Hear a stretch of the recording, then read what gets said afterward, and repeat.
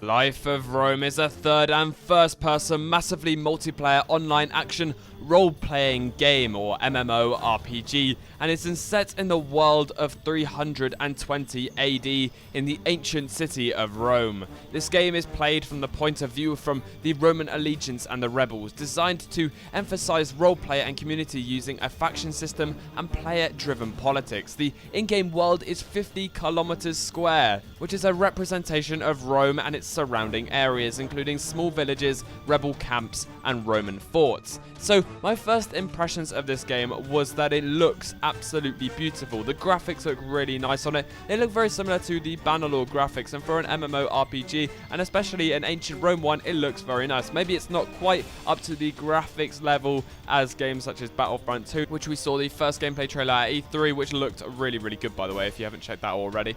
So personally, I really think that this game is going to be one of those games that, if enough attention is given to it and the developers are active enough at actually developing it, rather than in games such as of Kings of Men, where the developers kind of developed the wrong things and they didn't really listen to the community's advice, I think this game does have a path. Now, as I've said, the game does look absolutely beautiful. An MMORPG in this setting could be a really, really good idea. I'll be cycling through some of the screenshots throughout this video. Make sure you take a good look at them. So this is an early access game, and I know that does scare a lot of people. It does personally scare me quite a lot, because I have had the experience of buying quite a few early access games that haven't really pulled through. However, this game was recommended to me by one of my friends. I think it was Magic Man, though, so thank you very much to him for actually recommending it to me. So I think we should take a look at some of the features of this game, and personally, I hope there are some really good features that it has to offer. So first of all, we have allegiance and politics. So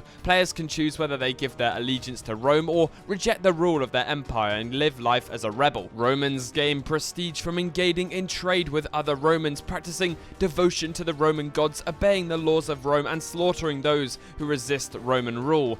So far, this game is definitely sounding like you're being very focused into role-playing as a character from Rome, and you're actually meant to go through Rome and be like a person that lives in Rome, and which is something really, really cool, especially if you get a high player count and maybe even subsidize a low player count with a really good AI system, so it feels like it's alive. In a lot of these screenshots, I feel like it's very empty indeed, and hopefully I can help out personally with increasing the amount of players that will be playing this game. My point is now backed up when it says major role-playing based storylines, purely optional, will be started and run by the Breakout Studio staff, which are obviously the developers as well as players. Players in a position of power may also affect gameplay by setting a faction's agenda, creating long-term political, economic, or military goals, which are broken up into missions handed down through a faction's hierarchy in the form of player-generated and driven missions. Now, this does sound like a very suited game for clans, and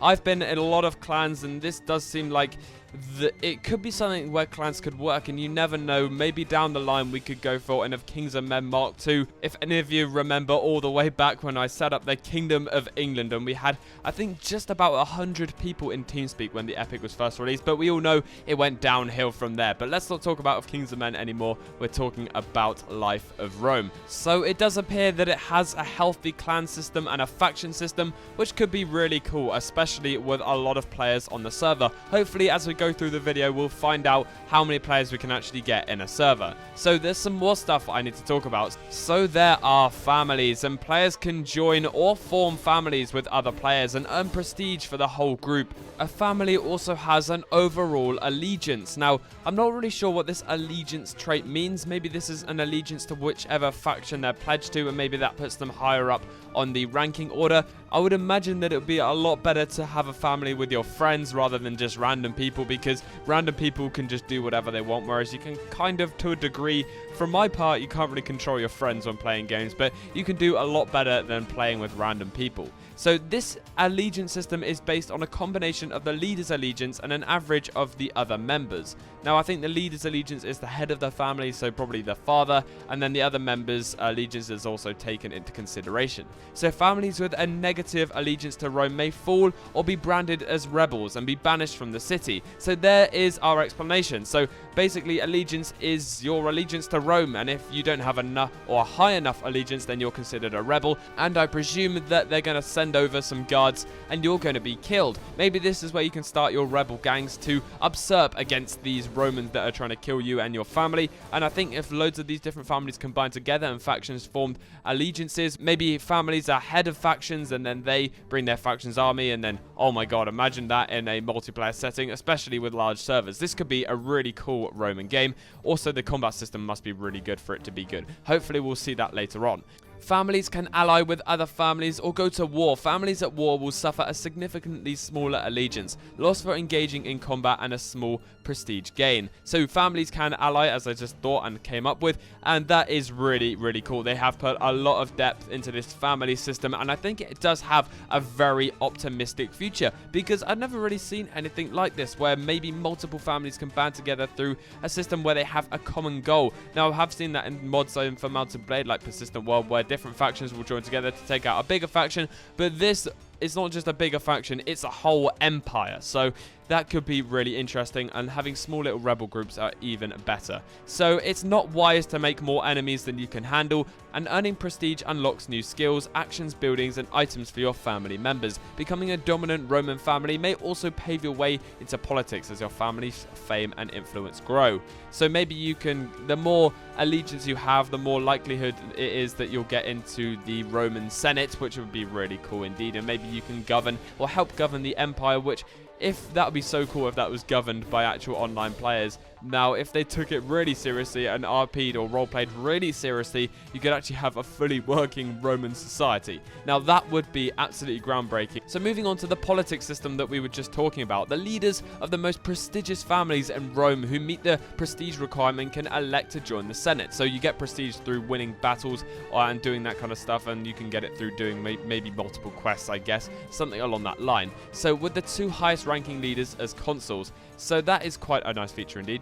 During Senate meetings, these players can vote to enact a single benefit which will apply to all players loyal to Rome until the next meeting. So this does mean that players are going to be able to control the Roman society, which I think is superb if they can pull this game off. So far, when I go through a lot of this kind of game, it doesn't really sound like they know what they're doing, but here they've put a lot of detail in, and if they can deliver through the actual gameplay, that would be really awesome indeed. So hopefully I can get my hands on this game for you guys and we can actually play it, and I can do a first impressions video. That would be really cool. Earlier on it talked about consuls, which are basically like the two highest ranking leaders, which are like your two right hand men or women. I'm not sure if women can get that high in the Senate. This is not 2017, remember. Well, it is now, but not in the game. It's just let's move on. So the consuls will decide which two benefits will be up for a vote, with the overall selection dictated by the developer or the emperor.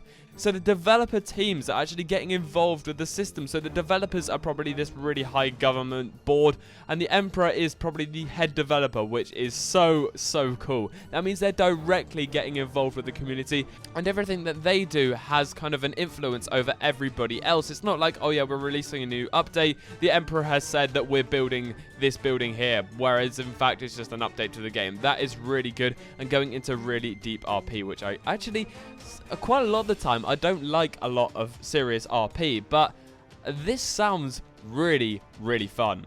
So these benefits that the Emperor can issue to the population or single people may include bonuses to combat stats, crafting and healing times, and reductions in tax rates and death penalties. So you have to pay a tax to the Emperor for him to presume buy all his palaces as they did in Rome, and fund the army and the people that protect you, which is really cool. So senators will have access to their own chat channel and argue their cases and influence the decisions. Consuls will typically be given one real-life week to select a benefit for the vote. So there's a fully working player-driven council, and these consuls, which are like the two right-hand men of the emperor, this is going to be amazing. If this can be pulled off, as I've said, we could be in for a really seriously good game right here. So religion is the next point they talk about, and religion is a subject that's very tricky to master in games and sometimes can be a little bit difficult to actually get right. So Rome and the surrounding territory will contain many temples and shrines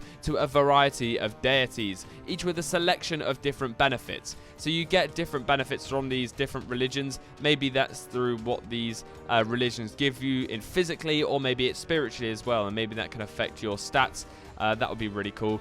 So players can select a religious benefit every 24 hours by visiting and praying at a temple or a shrine, and dedicated to a specific deity. So religion is an essential part of every player's daily life, as it was back in Roman times, so they're keeping up with that roleplay, and a player who does not worship regularly will notice a gradual decrease in their religion skill. Now, what that religion skill does, we don't really know yet. I presume it will boost stats somewhere along the line, because that's what seems to be the case here. Now, what I am fearful of is that players will basically sweat out this game and they'll get really, really high stats, and then we'll just have two opposite kind of spectrums, where we have really OP players at the top who have sweated out the game and can basically wreck anyone and can control like the whole game and are part of the Senate, and then we have the new players that are kind of new. But I guess that's fair enough, because if you have sweated out this game just to get to that top senator level, then I think you're quite deserved to have control over the new plebs that have entered the server.